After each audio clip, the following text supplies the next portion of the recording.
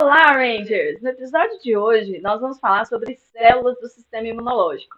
Quem são, onde se localizam, como se reproduzem, o que fazem. Vem comigo que eu vou entregar tudo sobre esse assunto nesse vídeo de hoje. É hora de morfar!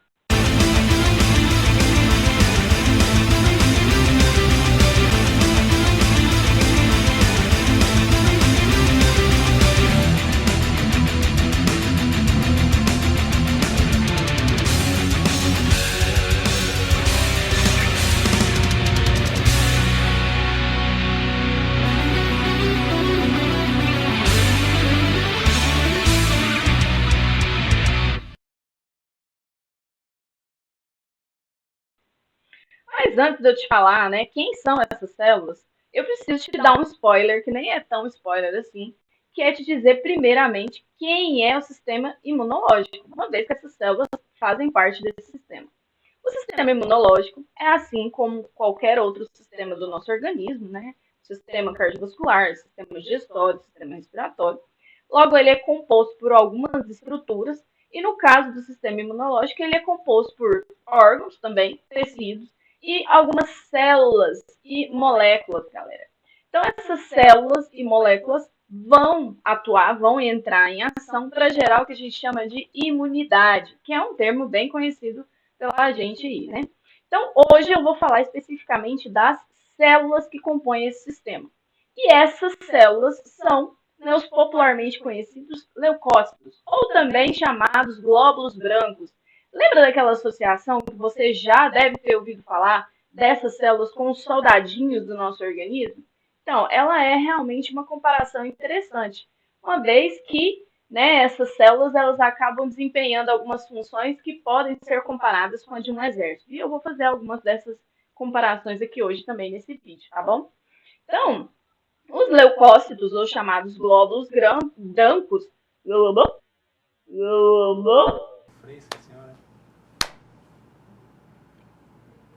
incluem alguns grupos de células, né? Ou melhor dizendo, algumas células, que são as que vão compor esse sistema imunológico. Essas células, quando elas entram em ação, né, quando elas são ativadas, elas participam de um processo ou de uma reação que é chamada de resposta imunológica ou resposta imune. Então, resposta imune ou resposta imunológica é quando esse sistema ele está agindo.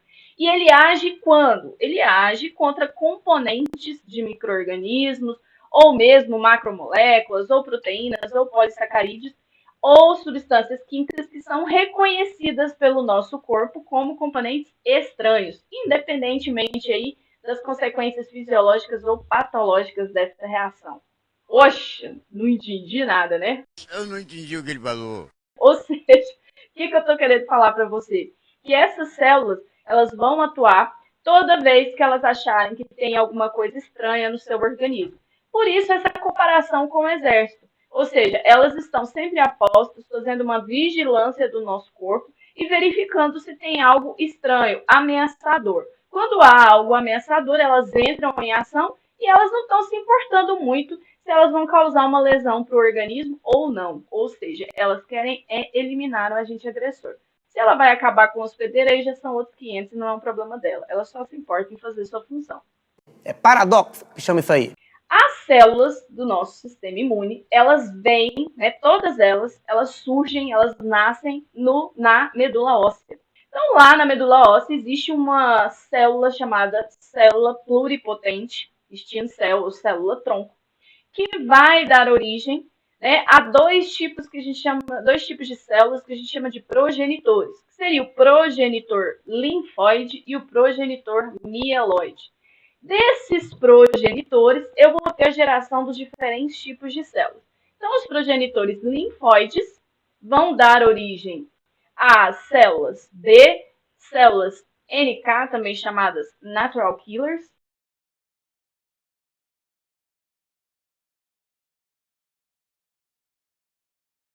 nome sugestivo, né? Acho um nome de respeito, natural killers. Células T. Essas células T e B também recebem o nome de linfócito, que deve ser um nome que você está mais acostumado aí também a escutar. Agora, a natural killer já é uma célula, né, muito própria, ela tem uma identidade muito bem marcada. A célula T e B, elas ainda podem se diferenciar quando elas estão em ação, ou seja, quando elas são ativadas. As células B vão se diferenciar nas células chamadas plasmócitos, que são células que produzem anticorpos, e as células T vão se diferenciar em outros tipos de células, que é a célula T ativada. Ainda tem um desmembramento ainda dessa célula T que eu vou falar daqui a pouquinho. Eu acho é pouco. Agora, o progenitor mieloide vai dar origem às células do nosso sangue, que não são leucócitos, que são chamados glóbulos vermelhos, que é, né, as hemácias, as plaquetas, que advêm de uma célula maior lá da medula óssea, chamada megacariócito, e essa célula mieloide também vai dar origem ao que nos interessa aqui nesse vídeo, que são os outros leucócitos, a saber, basófilo, eosinófilo e neutrófilo, além do monócito. Dentro do progenitor linfóide, a gente ainda tem também mastócitos, que podem se diferenciar a partir dele, e células dendríticas. Beleza, mas tem essa galera toda, esse tanto de célula aí, e elas vão fazer o que, quando e onde? Vem cá que eu vou te contar, olha aqui.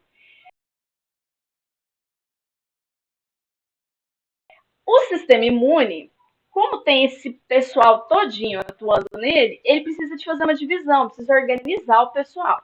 Então, a imunidade, melhor dizendo, ela é dividida em duas partes, né? Imunidade inata e imunidade adquirida ou adaptativa. Exatamente. O que é algo inato? Não sei. É algo natural. É aquilo que você já nasce com ele. É algo, digamos assim, como se fosse uma coisa espontânea. Você já tem. Você nasceu com todas essas células aí. Eu tô passada, chocada. A imunidade inata é o primeiro tipo de imunidade que vai entrar em ação todas as vezes que você encontrar um micro-organismo ou um patógeno estranho. Quem que participa dessa imunidade? Vamos começar, né, pelas células mais abundantes, pelos leucócitos mais abundantes da corrente sanguínea, que são os neutrófilos. Os neutrófilos, né, entra dentro de um grupo de leucócitos que a gente chama de granulócito. Por que chama granulócito? Grânulo, porque ele tem grânulo, tem um monte de bolinha aqui dentro do citoplasma. Ele tem grânulo no seu citoplasma que está cheio de enzima. Entendeu? Você entendeu, velho? Os neutrófilos, eles são como eu falei, as células mais abundantes, ele tem núcleo, né, trilobulado, tem um formato bem característico, um citoplasma bem clarinho. Ele pode ser visto, inclusive, no hemograma, no sangue, que é um exame que a gente faz, todo mundo já deve ter ouvido falar. Então, essas células podem ser observadas no sangue. Algumas células da resposta imune não podem, vou te contar aqui quais não podem daqui a pouco. Mas voltemos, os neutrófilos, ó. Os neutrófilos são essas células aqui, ó. Estão vendo? Ó, ela tem um núcleo meio esquisito, né? 1, 2, 3, aqui pelo menos 3 segmentos. Ele é cortado, né? Como se fosse uma salsicha aqui em 3 partes. E o citoplasma dele é mais clarinho. Essa célula, ela atua muito todas as vezes que a gente tiver uma infecção bacteriana. Então, se você tiver com uma infecção por bactéria, por exemplo, uma infecção de garganta, que fica com a garganta lá cheia daquelas bolinhas brancas. Tem que pedir uma pastilha. Isso é infecção bacteriana. E aí você vai ver muito dessa célula aqui na corrente sanguínea. E a gente vai ter o que a gente chama de uma neutrofilia. Aumento dessas células da corrente sanguínea. Por que aumentou? Justamente você está precisando delas, porque são essas as células que fazem a defesa contra esse tipo de patógeno. Os monócitos, por sua vez, são essas células maiores, aqui ó, grandes, eles têm um núcleo parecendo um rim ou um grão de feijão. E são células que, quando saem do sangue, vão para o tecido, né, onde está esse agente agressor, e vão se diferenciar em um outro tipo de célula que é chamado de macrófago. O macrófago, como o nome fala, macro é uma célula grande e fago é de fagocitose, é de comer, ou seja, ele faz fagocitose, ele engloba, ele fagocita, ele come esses agentes agressores e elimina eles. Os eosinófilos. Eosinófilo é uma célula toda bonitinha, porque ela é meio laranjinha, tem um monte de granulozinho vermelho no citoplasma, e geralmente, né, ela, aqui na minha figura, só para me desdizer, mas geralmente ele tem 2 lobulações, parece que ele está usando um óculos Ray-Ban, toda vez que a gente vê ele lá na lâmina de hemograma. Esse eosinófilo é uma célula muito legal, porque ele vai atuar todas as vezes que eu tiver infecções eumínticas, olha aqui, ele aqui ó, fazendo né, captura de eumintos, de vermes, em verminoses, então eu vou ter grande quantidade de eosinófilo na corrente sanguínea. Ele pode também estar associado com reações alérgicas, tá? Então, eosinofilia, ou seja, aumento da quantidade de eosinófilos na corrente sanguínea, se associa com verminose, infecções eumínticas ou processos alérgicos. Quem também faz, né, participa aí quando tem processo alérgico é essa outra célula aqui engraçadinha, felizinha, que são os basófilos. Os basófilos, eles são também fáceis de reconhecer na microscopia, porque olha só, eles têm uns grânulos, uns pontos bem roxos, escuros e grosseiros. Eles têm muitos grânulos no seu citoplasma. E esse grânulo aqui é um grânulo de histamina. Ah, eu já falei de histamina aqui em um outro vídeo, hein? Volta lá para você ver. Porque essa histamina, ela está associada com reações alérgicas. Pode estar associada, inclusive, em pessoas atópicas, que eu também já falei aqui, com choque anafilático. Então, quando eu tenho reações alérgicas, eu posso ter basofilia na corrente sanguínea, ou seja, um aumento da quantidade dessas células. Um análogo do basófilo no tecido, atenção para esse momento. Atenção! Mastócito não é a mesma coisa que basófilo, certo? O mastócito, ele estará no tecido, porém, ele não advém, ou seja, ele não se diferencia a partir do basófilo do sangue, assim como eu falei para o macrófago, né? Para essa relação de monócito e macrófago. Então, o basófilo é uma célula que está presente na corrente sanguínea, atua em reações alérgicas, e o mastócito é uma célula que está presente no tecido, principalmente localizado próximo de vasos sanguíneos ali, que também libera histamina e que também está envolvido com reações alérgicas. Porém, ele não está presente no sangue. E não há evidências de que um se diferencia do outro, ok? Isso é importante porque é uma grande confusão. As pessoas geralmente confundem isso. Como se diz em alemão, eine große Confusão. Além dessas células, quem mais tem? A original, né? A célula NK. Né? NK significa justamente Natural Killer. O que vocês acham que ela faz? Mata naturalmente. É isso, ela é fria e calculista. Eu já fui bonzinho demais, hoje eu sou frio e calculista. Ou seja, essa célula NK ela atua principalmente quando eu tenho infecções virais. Ela faz o papel dela na imunidade inata, é a primeira célula que entra em ação quando a gente tem infecção viral. As infecções virais, né, elas geralmente são intracelulares, ou seja, o vírus gosta de viver dentro da célula. E essa célula NK, ela faz o quê? Ela já chega logo com esse armamento pesado e mata a célula infectada, porque infelizmente não há o que se fazer, como uma célula infectada, a não sei matá-la mesmo. Não há mais recursos. E por fim, aqui da imunidade inata, para fechar, nós temos a célula dendrítica, essa célula lindinha, que parece um polvo, chama-se dendrítica mesmo, justamente porque ela tem esses dendritos, né? E essa célula dendrítica, ela tem um papel interessante, porque ela reconhece aquilo que está estranho, né? Aquilo que ele é agente agressor, e ela tem um papel de, digamos assim, de mensageira.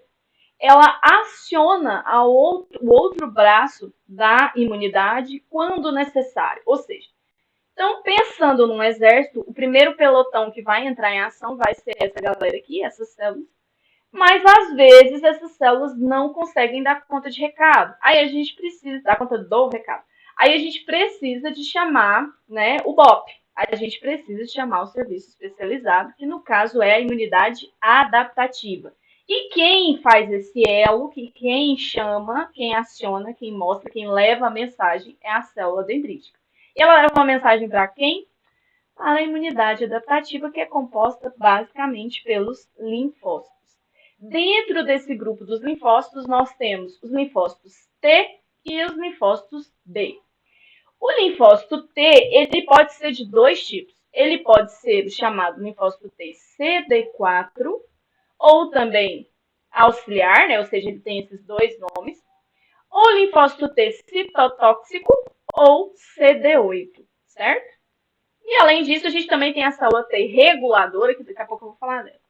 O linfócito B, ele pode se diferenciar em plasmócito, que é uma célula que vai secretar anticorpos, como a gente está vendo aqui. Essas células, pessoal, elas entram em ação em diferentes momentos. A depender, assim como eu falei, né, para as células de imunidade inata, neutrófilo vai ter muito quando tiver bactéria. NK, infecções virais, eosinófilo, eumintíases. Aqui também nós temos essas particularidades.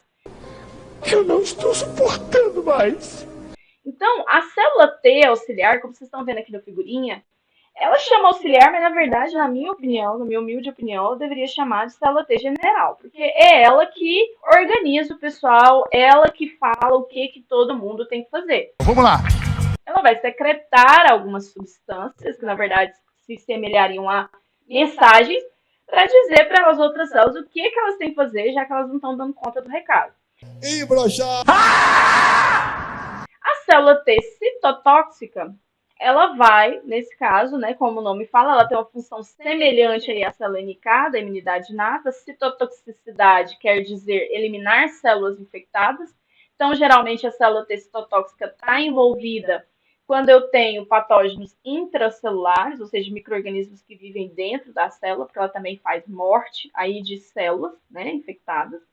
Já a célula T reguladora é como se fosse uma célula aí que regula, como o próprio nome fala, a ação das outras. Porque essas duas aqui, gente, elas não estão preocupadas com o estrago que elas vão fazer no organismo, não. Então precisa ter alguém para supervisionar o trabalho dessas duas aqui.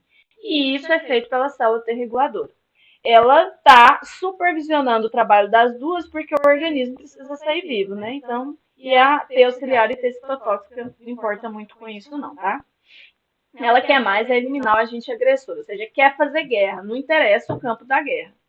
A célula B, no caso, é uma célula, né, que reconhece aí o agente agressor, que geralmente é extracelular, vive fora da célula, e vai produzir anticorpos. E esses anticorpos são interessantes porque eles se ligam aí nessa célula, ou melhor dizendo, nesse micro-organismo, nesse patógeno, e vai mediar vários mecanismos de eliminação. Agora, os mecanismos de eliminação, né, ou seja, a ação, ver essas células atuando, aí isso já é assunto para outro vídeo, já é uma outra história, ok? Então, era isso que eu tinha para contar para vocês hoje sobre as células aí do sistema imune. Acho que foi legal para você ter um panorama interessante, um panorama mais amplo aí sobre essas diferentes células. E a gente se vê em um próximo vídeo. Lembre-se sempre, se a sua base é sólida, quem define o topo é você. Tchau, tchau!